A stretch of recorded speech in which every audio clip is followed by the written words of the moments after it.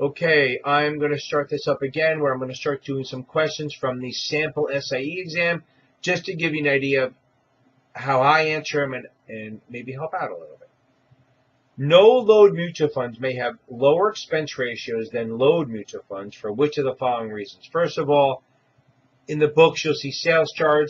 In the real world they call them loads. Loads or no loads. A load is a sales charge. So the first answer, no-load funds do not charge 12E1 fees. Well, they can.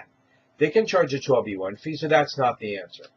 No-load funds are not permitted to charge a 12E1 fee greater than 25 basis points. We will come back to that one.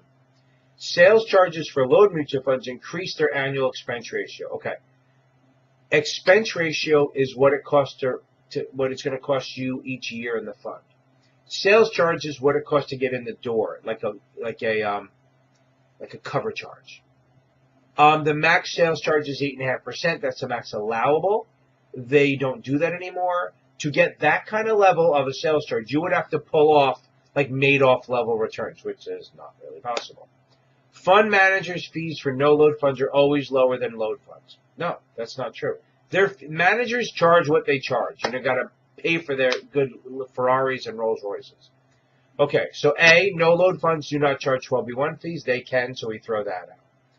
C, sales charges for load mutual funds increase their annual expense. We've already talked about that.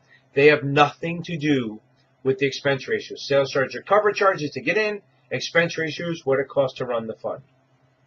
Fund managers charge lower fees for no loads. That's not true.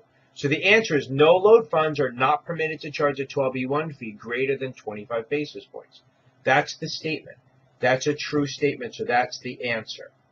No-load mutual funds can only be called no-load if they have a no sales charge and they do not charge more than 25 basis points or 0.25% of the NAV.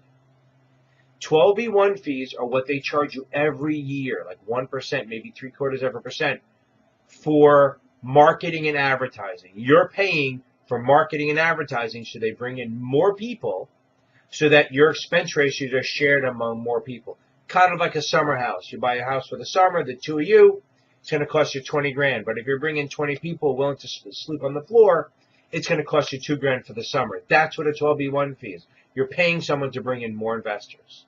Thank you. If you like what I'm doing, if you're disgusted or whatever, just tell me.